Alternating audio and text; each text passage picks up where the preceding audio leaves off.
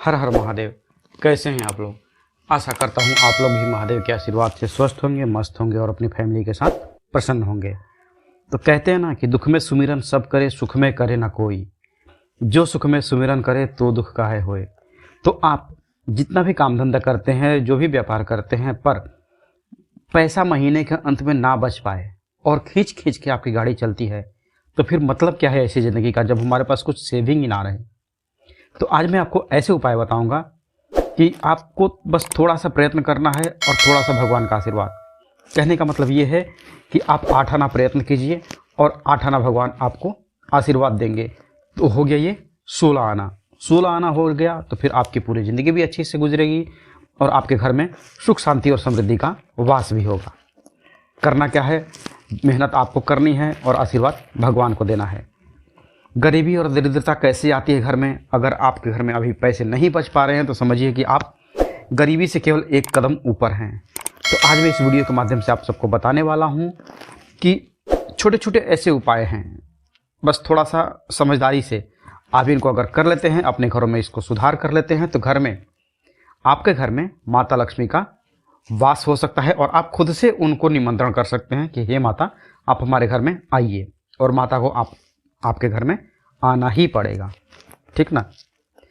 गरीबी आपके घर में अगर वास करती है, और गरीबी है क्या, मतलब कहने का मतलब गरीबी मतलब ऐसा नहीं कि रोड पर आप वास करते हैं, नहीं। गरीबी मतलब उस चीज़ का है नाम जिसमें आदमी जो है, मनुष्य जो है, अपनी जो भौतिक सुख सुविधा है, रोटी कपड़ा मकान और बच्चों का जो एजुकेशन है, उसको पूरा नहीं कर पाता है। एक बच्चे को अगर पढ़ा रहा है तो दूसरे बच्चे को पढ़ाने के लिए उसके पास पैसे नहीं बचते हैं। और अधिकतर लोग बेटे को तो पढ़ा लेते हैं, बेटियों के मामले में बाइकाट कर देते हैं। तो आपकी आय कम पड़ने लगती है आपके सभी आवश्यकताओं को पूरा करने में। तो भैया, अगर गरीबी मिटानी है तो उसके उपाय को आपको करना पड़ेगा, थोड़ा सा मेहनत करना पड़ेगा। और बिना मेहनत किए मेरे वीडियो को देख कर कोई फ़ायदा नहीं है। आप यह वीडियो देखें और कल से क्या, आज से ही जो मैं इसमें उपाय बता रहा हूँ, इसको अगर आपने फॉलो करना शुरू कर दिया है तो समझिए कि आपके दिन दुनी रात चौगुनी तरक्की होनी शुरू हो जाएगी। रातों रात चमत्कार नहीं होगा, पर हाँ, रात के बाद दिन आएगा, दिन के बाद रात आएगा और चमत्कार होना प्रारंभ हो जाएगा। तो सबसे पहले आपको क्या करना है कि जब भी आप रात को सोते हैं ना, तो सोने का एक टाइम बना लीजिए, ठीक। आपने अगर 9 बजे आप सोते हैं तो 9 बजे खाना पीना खा करके सो जाइए। और सुबह में आपको जब भी आपकी नींद खुले, आप प्रयास कीजिए कि आपकी नींद सूर्योदय से पहले खुले। सुबह में सूर्य भगवान के उठने से पहले आप उठ जाइए और उगते हुए सूर्य को आप प्रणाम करना शुरू कीजिए। कितने दिन? 40 दिन। आपको कोई मंत्र नहीं जपना है, कुछ नहीं, जो भी श्रद्धा है मन में। सूर्य भगवान, हनुमान जी और गंगा मैया, ये 3 ऐसे देवता हैं जो आपको साक्षात दिखते हैं। हनुमान जी की वैज्ञानिकों ने कई जगह खोज भी की है कि उनको अभी तक देखा भी है। और हनुमान जी का कहते हैं ना कि चारों युग प्रताप तुम्हारा, हनुमान जी इस कलयुग के लास्ट तक भी विद्यमान रहेंगे। तो आप भगवान सूर्य को, उगते हुए सूर्य को 40 दिन तक कंटिन्यू ये प्रणाम करना प्रारंभ कीजिए। मन में जो भी मंत्र आता है, ओम सूर्याय नमः, ओम, मतलब जो भी है, आप उनको बोल करके प्रणाम कीजिए। नहीं मंत्र याद आता है, कोई बात नहीं, आप छोड़ दीजिए। चुपचाप उठिए और जा करके सूर्य भगवान को प्रणाम कीजिए कि हे प्रभु, आज का मेरा दिन शुभ हो। आज मैं अपने बच्चों के लिए, अपने भौतिक सुख सुविधाओं के लिए, या जो भी आपके मन में इच्छा है, उगते हुए सूर्य को आप बोलना प्रारंभ कर दीजिए। पहले दिन नहीं होगा, दूसरे दिन नहीं होगा, तीसरे दिन नहीं होगा, पर अगर आप कंटिन्यू और एक ही टाइम पर, सुबह 7 बजे मान लीजिए कि है, या 6:30 बजे है, तो आप 6:30 बजे जा करके भगवान सूर्य को प्रणाम करना स्टार्ट कर दिए। रिजल्ट आप देखिएगा, चमत्कार तो होकर के ही रहेगा। ऐसा नहीं है कि भगवान आपको आशीर्वाद नहीं देंगे। आप भगवान की तरफ 1 कदम चलते हैं तो भगवान आपकी तरफ 10 कदम चलते हैं। इस बात को ध्यान में रखिए आप, ठीक ना। तो सूर्य भगवान को प्रणाम करना आप प्रतिदिन चालू कीजिए, 40 दिन तक कंटिन्यू। और ये मैं तो ये कहूँगा कि 40 दिन में तो आपको रिजल्ट मिल ही जाएगा। 1 रुपया आपका लगा नहीं, हिंग लगा ना फिटकरी, रंग भी चुका है, वही वाला हाल है। आपका 1 रुपया भी इसमें लगने वाला नहीं है। 40 दिन कर लीजिए और आप 40 दिन के अंदर में आप क्या करेंगे, आपको बेनिफिट होना स्टार्ट हो जाएगा ना। तो जिस कहते हैं कि जिस स्रोत से या जिस चीज़ से आपको पैसा मिलता है तो आप उस कंपनी को या उस चीज़ को छोड़ना नहीं चाहेंगे। आप, मेरा दावा है कि आप इस उपाय को कंटिन्यू अपने पूरी ज़िंदगी तक, आप जब तक जिएंगे तब तक इस उपाय को करते रहेंगे। प्रतिदिन सूर्य भगवान को प्रणाम करेंगे और आप अपने बाल बच्चों को, अपने पत्नी को, धर्मपत्नी को, अपने फैमिली मेम्बर्स को बोल कर रखेंगे कि बाबू सूर्य भगवान को सुबह उठ करके प्रणाम करो। ठीक, एक हैबिट हो जाएगी आपकी। अब दूसरा है, आपको क्या करना है, आपके गरीबी का सबसे बड़ा आपका जो दूसरा कारण है वो है कि आपके घर में अगर माता तुलसी का पौधा है, अगर वो सूख जाता है तो उसे तुरंत हटा करके और जल प्रवाह कर दीजिए, बहते पानी में डाल दीजिए या फिर नदी तालाब जो भी है उसमें आप डाल दीजिए। पर अगर सूख रहा है, एक पत्ता, एक डाल हरी है और दूसरी डाल सूख रही है, तो आप काट छाँट करके सही कर दीजिए। ठीक ना। माता तुलसी जो हैं वो लक्ष्मी माता का ही स्वरूप हैं और अगर आपके घर की तुलसी सूख रही है मतलब आपके घर का जो इनकम है वो धीरे धीरे डाउन होता चला जाएगा। ठीक, तो तुलसी माता को आप हरा भरा रखिए, सूखी तुलसी मत रखिए वरना आपको श्राप भी लगेगा और आपके घर में गरीबी का वास, दरिद्रता का वास बना रहेगा। अब आपके घर में जो है, आपके घर में चींटियाँ दिखती हैं, चींटियाँ अगर दिखनी प्रारंभ हो जाए तो जल्दी से जल्दी उनको हटाने का प्रयास कीजिए। ठीक ना। घर में चींटी का होना शुभ नहीं माना जाता है। आपके घर में कहीं पर भी काली हो या लाल चींटी हो, नीचे अगर कुछ पड़ा रहता है, अगर आपका रसोई गंदा रहता है तो इस चीज़ पर आप ध्यान दीजिए, वरना आपके घर में हमेशा पैसे की कमी बनी रहेगी, आपके घर में आर्थिक संकट लगा रहेगा। तुरंत साफ सफाई कीजिए, नहीं तो घर में काली चींटियाँ हो जाएगी और काली चींटियाँ हो या लाल चींटियाँ हो, सबसे बड़ा बुरा समय लाने का इशारा करती हैं कि अब आपके घर में धीरे धीरे बुरा समय आने वाला है। अपने घर में साफ सफाई करके रखिए, चाहे आपका घर का कोई भी कमरा हो। सबसे पहले आपको ध्यान देना कि आपका रसोई हमेशा साफ सुथरा हो, रसोई में आपके जूठे बर्तन ज़्यादा देर तक ना पड़े रहें।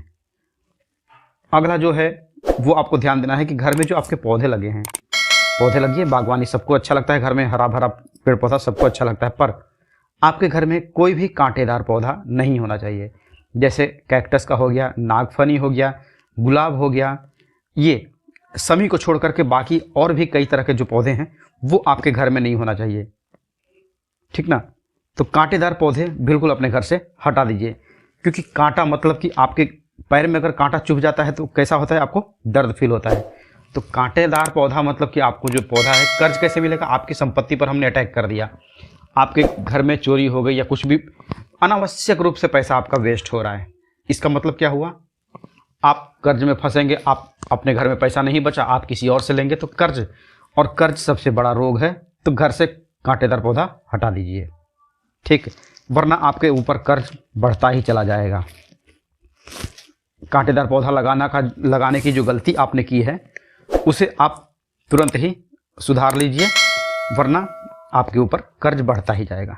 अब अगला जो है आपके घर की झाड़ू यूज करने के बाद, जब भी आप सुबह या शाम, जब भी दोपहर में आप झाड़ू लगाती हैं, तो आप यूज करने के बाद झाड़ू को कहीं अपने बेड के नीचे या कहीं पर भी उसको ऐसी जगह पर रखिए कि वो झाड़ू किसी के नज़र में ना आए, कोई उस आपके झाड़ू को देखे नहीं। झाड़ू मतलब कि आपकी लक्ष्मी जो है, आपके घर की लक्ष्मी, वो दिखनी नहीं चाहिए। और झाड़ू को रखने की दिशा भी आपको ध्यान में रखनी है। अगर आप झाड़ू रख रहे हैं तो वह उत्तर से दक्षिण की तरफ होना चाहिए, मतलब जो झाड़ू का मुंह है वो उत्तर की तरफ होना चाहिए। उत्तर दक्षिण करके उस चीज़ को रखिए। ऐसे झाड़ू जो अगर आपके घर में टूटे फूटे झाड़ू हैं, बेकार हैं, मतलब उसका कोई यूज नहीं है, पर आपने उसको बचा करके रखा है, तो उस झाड़ू को आप सही जगह पे उनको फेंक दीजिए या फिर अपने घर से हटा दीजिए। अगर छत पर कहीं हो या कूड़े कचरे में आपकी पड़ी हुई हो तो उसको आप फेंक दीजिए और अपने घर की साफ सफाई तुरंत करके रख लीजिए, क्योंकि झाड़ू जो है वो माता लक्ष्मी का प्रतीक है। और टूटी फूटी झाड़ू अगर आप घर में रखते हैं तो आपको दरिद्रता का सामना करना पड़ेगा, बिन बुलाए दरिद्रता आपके घर में वास कर जाएगी। अगला जो है, अगर आपके घर में कोई भी कांच का सामान है, टूटा फूटा है, या आपके घर में जो भी बर्तन है, आप खाने पीने वाला बर्तन यूज करते हैं, चाय हो या मतलब पानी का गिलास हो या चाय का कप हो, या फिर आपकी स्टील की थाली हो या पीतल की कोई भी थाली हो, अगर उसमें छेद है, आपके उस बर्तन से कहीं कोई कोना कटा हुआ है, टूटा फूटा है, या फिर उसमें से पानी लीक कर रहा है, पानी टपक रहा है, तो उस चीज़ को आप अपने घर से हटा दीजिए। घर से मतलब कि घर से उसको हमेशा के लिए हटा ही दीजिए।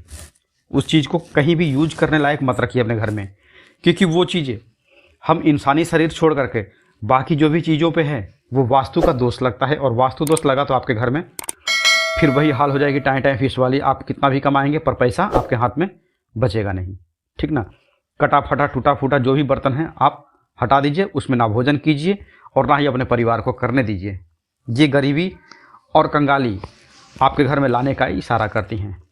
अब एक चीज़ और समझ लीजिए कि अगर आपके घर में छिपकली दिखती है, छिपकली अगर धनतेरस को दिख जाए तो अति शुभ होता है, पर अगर आपके रसोई में अगर दिखती है, जिस दिन आपके घर में जो छिपकली है रसोई घर में दिख जाए, तो समझिए कि आपके घर में कुछ ना कुछ तो शुभ जरूर होगा।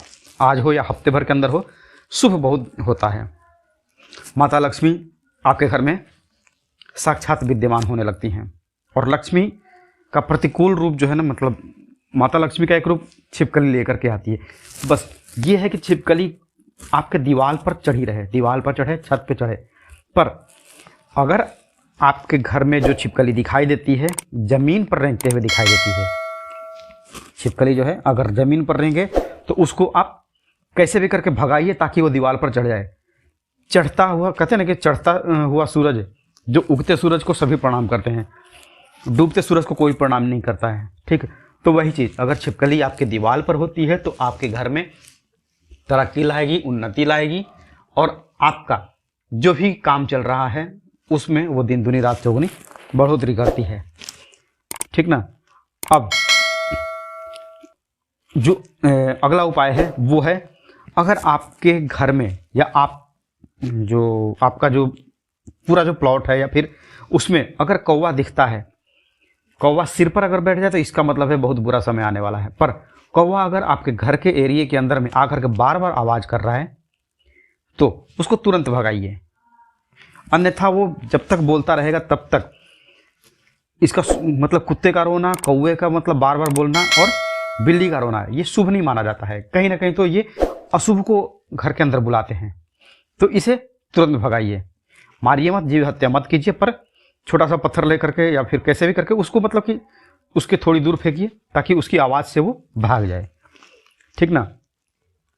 तो आशा करता हूँ कि वीडियो की कुछ बातें आपको समझ में आई होगी और आप अपने जीवन में इसे आज से ही, और आज नहीं कर पाए तो कल से ही इस चीज़ को अप्लाई करेंगे और अपने घर परिवार को सुखी, संपन्न और समृद्ध बनाएंगे। वीडियो अगर पसंद आई हो तो लाइक करें, और चैनल पर अगर नए हैं तो चैनल को सब्सक्राइब करें। मिलते हैं जल्दी आपसे नेक्स्ट वीडियो में, तब तक के लिए हर हर महादेव, जय माता दी।